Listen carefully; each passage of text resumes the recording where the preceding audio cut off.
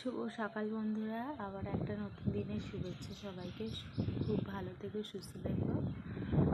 আর সকালবেলায় আমি ছাদে কী করছি তাই তো, কালকে রাত্রিবেলায় রাত 2টোর সময় আমাদের ঘরে ফিউজ উড়ে গেছে আর জাম্পার বক্সে সব কিছু পুড়ে গেছে। ব্যাস কিছু করতে পারিনি, শেষ পর্যন্ত 2টোর দিকে ছাদে চলে এসেছি। এত গরম প্রচণ্ড, সবাই ছাদে দিয়ে শুয়েছিলাম। দেখো মশারিটা নিয়ে, তারপরে তো মশার উৎপাত আছে। রাত তো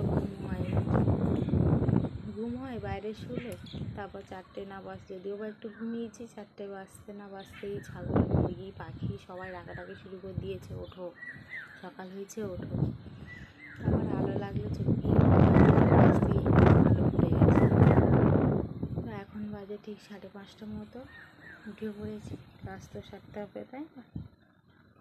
তো চলো টাটা, আবার পরে কথা হবে।